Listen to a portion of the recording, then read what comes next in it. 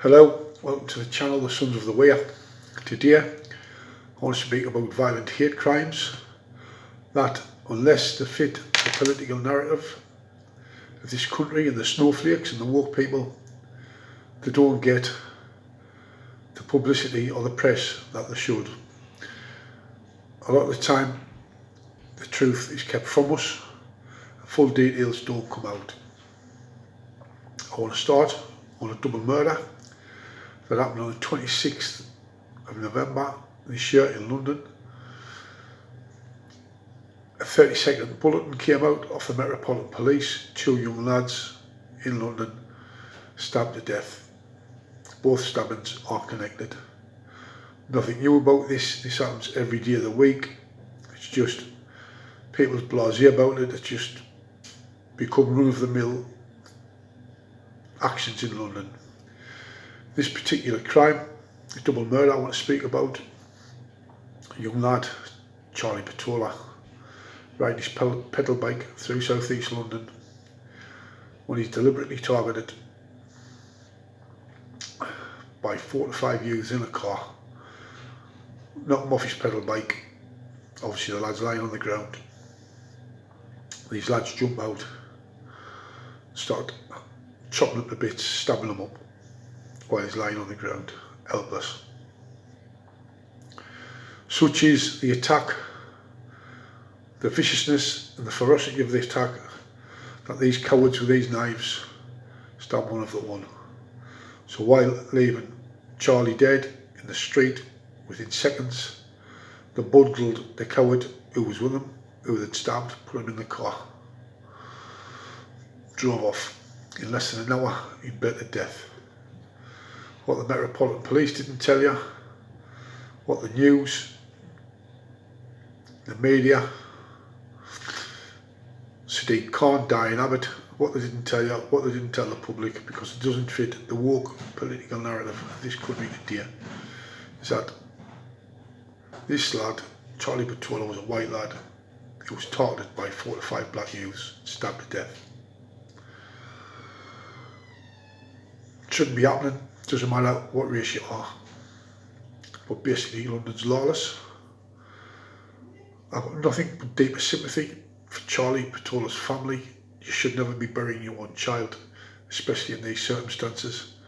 And to be honest, I feel for the parents of the coward who was involved in the attack. He also died of being stabbed of one of the cowards who he was with. As for him, to be honest, I've got no sympathy as far as I'm concerned. That's karma. Now, while this has happened, there's not one word come out of Sadiq Khan or Diane Abbott, Jeremy Corbyn, David Lammy, another left-wing, fanatical, woke politician, in my opinion. Nothing, not a word said. But we all know if this attack had been on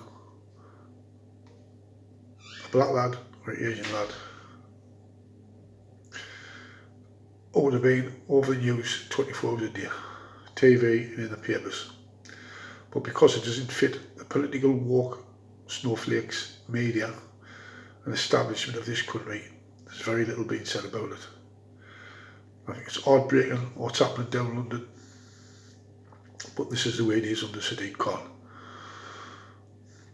In August this year, there's an 87-year-old man, Thomas O'Halloran, in a mobility scooter in broad daylight, stabbed outside a supermarket while busking to earn money for people of the Ukraine. The 87-year-old man stabbed to death in broad daylight in London. Khan did come out and says this is a despicable attack, we need to catch this man. But there was a man arrested within hours of what the press, Sadiq Khan, Diane Abbott, who'd be shouting from the rooftops if the situation was different, that the man arrested for killing Thomas O'Halloran was a black man, currently on remand for allegedly killing Thomas O'Halloran. Also in August, 200 youths ransacked Oxford Street, free gratis to do what they want, while the police stood off and did no thing, for fear of being labelled racist. These 200 black youths raided jewellers, training shops, just anything that was there, anything they fancied, they took. And due to the pressure the Metropolitan Police is under, with these stop and searches and the allegations of racism within the Met, terrified to do anything. That's in my opinion. So as far as I'm concerned, these black youths got a pass because of the black privilege. That's my opinion. By the time this video goes out tonight, Boxing Day night, there'll probably be 1 or 2 young lads under 20-year-olds stabbed or shot to death. It's beyond belief. These killings, stabbings, shootings are happening over all things postcodes. You've got somebody living in one street, 2, 3 streets over to different postcodes, and you've got kids killing each other over that. It's just absolutely heartbreaking and terrible. And all this is under the leadership of Sadiq Khan. He's got no faith in the Met, and if I was in the police force, I'd have no faith in him. The allegations about the Met being allegedly institutionally racist is balmy. They're now saying that the London Fire Brigade is racist, but without a doubt there will be racists within the Metropolitan Police. But for these woke people and these politically correct people, this is my opinion, and there's no man on earth that'll change it. There's racism in every culture and every religion in the world, period. I don't care what anybody says, that's how I see it. And like I say, there's not a man on earth that'll change it. Khan blames everybody but himself for what's going on in London. He just passes the buck all the time. There's up to 25 rapes a day being reported to the police. Now these is all facts. Now if this is happening, 25 is getting reported allegedly, and he's not getting reported. It's just absolutely scandalous. And like I say, Khan needs to resign. But like I say, he passes the buck. It's everybody else's fault but his. He gets £19 billion a year to run London. 19 billion. And every year he's got his hand out for more. For me, you're safer, in my personal opinion, you'd be safer walking through the streets of the Ukraine in that war zone than you would walking through the streets of London under the leadership of Sadiq Khan. That's my opinion, and I'm entitled to it. I'm not bothered what anybody thinks. He's crippling London with these carbon emissions and zero neutral emissions. So basically you've got nurses, you've got doctors, you've got carers, plumbers, bricklayers, delivery drivers, you name it, can't afford to drive through London with these congestion charges he's got. Now, the way I see it is, you pay your tax for your car, you pay your MOT. If it passes and it's above board, why are they trying to extort more money?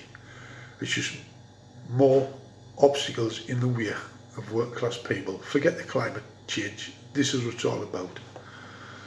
What Khan needs to do is follow his own advice and get some carbon testing done in the offices where he sits with his Klingons around him, because there's more pollution and tripe comes out of there in a day than comes out of a whole year's of peak traffic congestion in London. That's my opinion, and I'm entitled of it. But like I say, Khan is too arrogant, too blasé of what's going on. He needs to be more obsessed of the violence that's happening in our capital city than these carbon neutral tests, what he's obsessed about. And as for the police being restricted with these stop and searches, it's balmy, because at the end of the day 85% of violent crime in London is committed by black people or Asian people. This is not me making this up, these are the facts. So it's obviously more black people is going to get stopped than anybody else. But the police have got their hands tied behind the back. I've never once heard Sadiq Khan, Diane Abbott, David Lammy, Jeremy Corbyn come out and give one bit of praise to these police, to the Met Police, not once, because it doesn't fit their agenda and their political woke beliefs. But they need to wake up, Khan, because, like I say, there's racism in every religion and every culture. I can't see an end to this while Khan's in charge of London. As far as I'm concerned, London's fallen. I can't see how we're going to get it back. I'll leave you with that, people. Like I say, as far as these statements is concerned, if it doesn't fit the political narrative of this country, it won't get the attention it should be getting. When young kids is getting stabbed, it doesn't matter who you are or what race you are, it should be front page news and things should be done to stop it. That's my opinion. I'm going to leave you with that. If you've liked it, all well and good. If you haven't, I'm not really bothered. I'm just giving my honest opinion. It's pitiful what's happening in London, and it's pitiful and disgusting the way our country's gone to rot. I despise these people that's in charge of this country and what they've done with it. Okay, so I'll see you in a bit, people. See you later. Bye.